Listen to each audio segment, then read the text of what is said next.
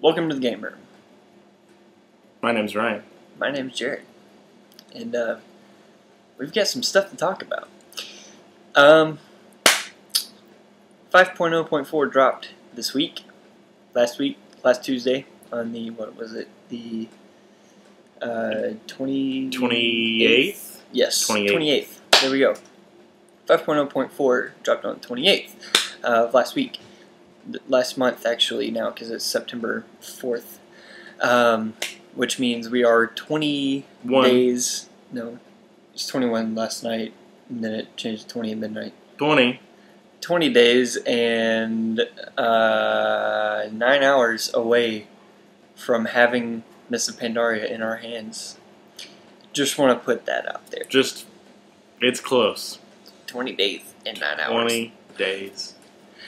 Anyway, we have been playing around with our tunes on live in patch 5.0.4, and we would like to share with you guys some of our musings from our experience this past week. Musings. There really isn't any big news to talk about. Before we get started on all that mumbo jumbo, I just want to point out that the week before Mists of Pandaria drops, wait, is it? No, it's not. Never mind, scratch that. The week that Mists of Pandaria drops, that Friday, starts Brewfest, which means we'll have approximately 2.5 days to get all of our ducks in a row and by ducks in a row I mean get to level 90 before Brewfest starts, which is interesting because in Mists of Pandaria Beta it was taking about 3 days to get from 85 to 90, but they upped the experience needed quite substantially. Yeah. From 85 to 90, so that might be something of a problem. Maybe, unless you just play nonstop for 3 days.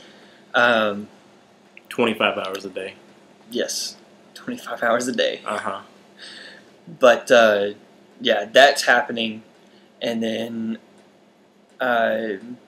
while Mists of Pandaria is dropping, we will be in the Harvest Festival, I think is what it's called. Harvest Festival will be going on the week that MOP drops. It's going to be from, I think that's Saturday or Sunday before MOP drops, and then it'll go on the week after MOP. So it kind of coincides a little bit with Brewfest this year. I don't know if that was intentional. We don't really get anything from Harvest Festival except for the achievements, but other than that, they don't require level 90 to do, so obviously if we're going to be level 85 capped when it starts, that's going to be a thing. But that's pretty much it. As far as that. But Ryan, tell us about your hunter escapades. Well, it's not as big of a mess as I thought it was going to be. I got on, I had all my reforgings worked out, or I thought I did. I had worked them out in the beta and on the PTR, and then I realized once I got on live that the hidden expertise cap is 7.5 and not 7, so I had to redo all my stuff just a little bit. So that was kind of that was a thing. That was a thing. Everything else though works out. The new talents are great. No minimum range is great. I'd have to say that was my favorite change to hunters whenever they announced that. But I mean, it's so because previously doing like dailies or something when you have X amount of things to kill and you know that you could kill them all at the same time. You can't. You couldn't have, because you can't like AoE grind them unless you have like a tank pet and he holds aggro and you got to misdirect to him and then you can do your thing, and you can't do that because you as a hunter can actually take a lot of damage. You have pretty good armor and we have more mitigation and self-heal options in 5.0. So it's like, you can take hits, you can AoE stuff if you want, but you couldn't have, because minimum range. But now, you can do that, and it's great. Yep. Yeah. And I do remember you saying something earlier this week about actually being able to put the intention of the talent system into practice. Right. That's amazing. Yeah. That we can do that now, and we're not even level 90. Not even level 90. It's working. It was something. It was one of the new 5-mans, the one where you turn into a night elf. Well of Eternity, that one. Eternity. And it was on the Ashara fight, and we needed an interrupt, and no one actually had an interrupt.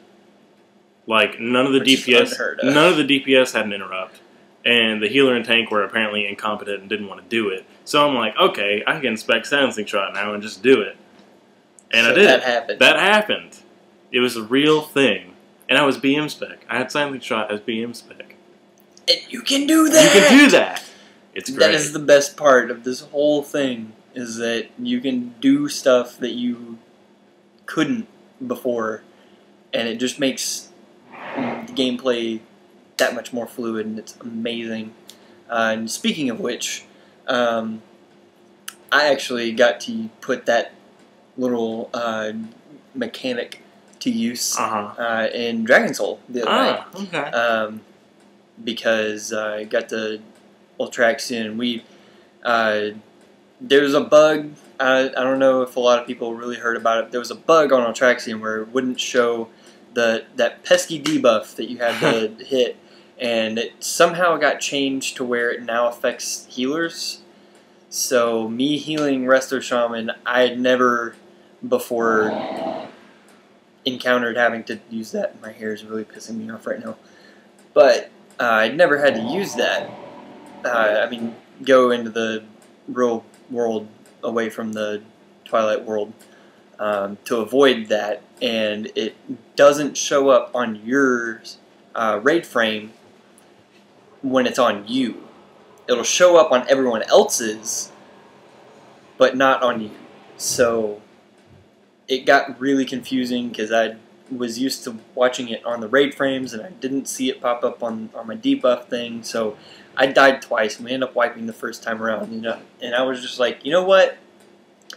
I think I'm going to try out Stone Bulwark Totem. Lo and behold, works. I just changed it right there. Popped out my Stone Bulwark Totem whenever I thought I might be taking that as a thing, and it worked. And it's okay because, like, people were complaining about having to carry around 1,000,000 of those reagents with you all the time to switch out your stuff. And because before 5.0, they were like $1.50 a piece. They're cheap, but if you want to have a stock of like a bunch at the same time, it's you don't want to drop that much gold on something stupid like that. They're now like 30 silver. They're now like not even anything. Dirt. So you can stack those as much as you want and have plenty of it. Yes, and not to mention inscriptionists, or as I heard on a podcast or some internet show about WoW last week. Inscriptionators. They have the ability to make the Dust of Disappearance and Tome of the Crypt Mind. So that's going to be a thing that we'll probably be able to get them for cheaper on the auction house, or get them free if you have an Inscribinator in your guild. Yeah. Which we don't have an Inscribinator in our guild. We don't. Yet. I'm pretty sure one of our members is going to level Inscription when they find out that all of our enchants, or shoulder enchants, are coming from scribes now. So that's gonna need to happen so that we can get all of our raiders, not necessarily min-max, but get them their stuff so that we don't suck. But just playing around with talents and everything has been a lot of fun, especially for me playing Shaman, Resto, and Enhancement, because I don't really care for Elemental, and that's he doesn't get it. I don't get it. I just don't like it. I'm sorry. I never have, probably never will. But that's I digress. Playing around with talents in that we don't have level 90 talents yet, obviously, and that's going to be a whole other bag of potato chips. Oh my whenever God. we get that. But a whole lot more fun that we'll be able to mess around with, especially with the DPS talent in that little third tier with the pets and the, oh god, it's sexy. Oh my gosh. Anyways, also regarding my shaman, on the madness fight the other night, I sustained throughout the entire fight, which we two-healed it, me and a paladin, which that can actually happen now. Could happen before, whenever it was just 30% nerf, but it's a lot easier now that we have the 35% nerf. But nerfs aside, I pulled sustained 24k healing per second, spiked at 28k, and overall total healing of 14 million within 9 minutes of a fight, because it lasts that long now, literally. Yeah. We went from that fight at the beginning being a 15-minute fight down to 9 minutes. Still ridiculous, but 9-minute fight. It's actually like my favorite fight of the expansion. Yeah. Like, I actually Between that really and enjoyed Atramedes, Madness fight. those are my two favorites. I just like Atramedes because those are mechanics that we haven't technically had. I mean, stacking debuff definitely is something that we've had to watch out for, but not in that same scenario where you're having to dodge sound. Yeah. That was the best part about that fight for me, and that was my favorite until Madness came out. And actually, the first time that I saw Madness was in LFR, but that was because I had stopped kind of raiding for a little bit whenever 4.3 came out, and didn't pick back up on it, so I needed to get into LFR so I could get some gear so I could actually raid. And even in LFR, it was just abundantly fun. It is. It's really fun. I mean, it's the same thing 4 times in a row, and then you have the last platform with Deathling's Head and everything, but it's fun. Like, yeah. Maybe I'm being biased because, like, I don't do anything other than DPS, but, like, that fight has everything that makes playing a DPS fun. Like, you have sustained DPS on the Tentacle and on the Corruption, the Tentacle, the other Tentacle. You have AOE when he to know where this is going. Yeah. You got AOE. You got lots of AOE that you got to do because you have the bloods that come out, and you got to AOE those down. You got burst DPS that you got to do on the bolt, that thing. And the those things. Yeah, those things gotta go down fast. Which actually, it was just stupidly funny the other night when I did the Madness fight, because literally the bloods that came out, boom, dead. Yeah. The little mini tentacles came out, boom, dead. And the big tentacle in the back doing this whole thing. Yeah. For like a minute was dead before the bolt even came out. Yeah. So people's DPS went up and things' health went down. That's what happens. Speaking of DPS, though, I've noticed something. And this is a good thing, don't get me wrong. I might kind of come off as griping, but I'm not, promise. Whether I'm in 5-mans or raids or LFR or whatever, I've noticed that everyone's DPS, like before 5.0, everyone's DPS was, like DPS was not really. I don't know. Maybe there's Yeah. just better people playing, checking out what their class is now after the patch. But even still, everyone's DPS is like the same. Like Yeah. they really hit balance really good, Definitely. especially for being 5 levels before, 5 levels like under where they actually balanced it at.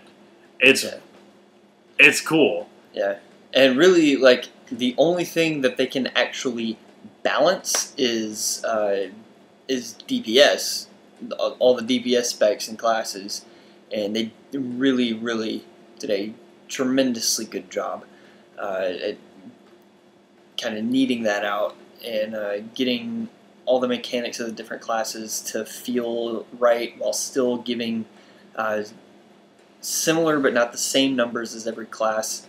Because they can't really do that for tanking and healing, because with tanking and healing it's just a matter of will they die. That's it. It's for tanks it's will they die, and for healers it's will they fall short. Yeah.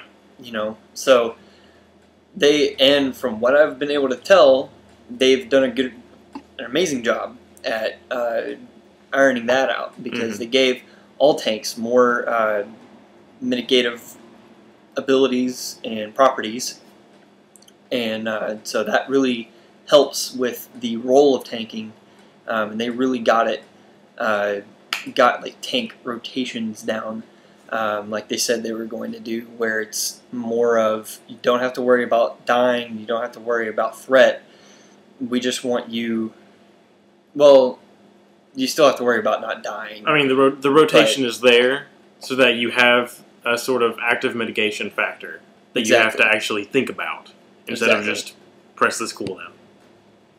I mean, they still have cooldowns. Well, yeah. But it's more do damage so you get hit less hard. You can't just sit there and do nothing. Yeah. Like all tanks were doing, because literally, like, whenever they made the threat change in Firelands, tanks would just pull, taunt, and hit a button and go AFK. So now you can't do that anymore. That's not a thing. But yeah, so that's just what we've gathered from patch 5.0.4. And what are we doing next week? I haven't really given any thought into what we're going to do next week. We've been thinking about maybe getting into some class overviews, maybe, but we only have 3 episodes before our big mop episode that we will be giving to you guys on launch day. Once we have some time to kind of get in and play around with some stuff and kind of get some leveling out of the way before we spend 30 minutes on getting this episode thing together for you guys. But we have no idea what we're doing next week, but you should watch anyways, because it's probably going to be funny. There's going to be something. Or you might find out something that you didn't know. Yeah. You never know. But for more updates on WoW and all things Azeroth, head over to TheGameroomTV.engine.com and subscribe there. Make an account, do whatever. I don't really care what you do. Just go there. That's all you need to do. All of our videos will be up there before MOC comes out, because once MOC comes out, I really just won't have time to do all that archiving crap. Yeah. But all that will be there. If you have any questions for us and you want to see us talk about anything, want to see our faces moving to a subject that you actually care about, please, for the love of God, comment or email us at TheGameroomChannel@gmail.com. All this stuff will be in the description below for your viewing pleasure. And if you want to follow us for random stupid crap that we spew on Twitter, you can follow us at TheGameroomChannel. You can follow me personally at you can follow me personally at VLoranzis, and I I don't have a Twitter. Yeah, he doesn't have a Twitter, but he's there in spirit. I'm there in spirit. All right. Anyways, I'm Jared. I'm Ryan. From The Game Room, and we'll see you guys next week.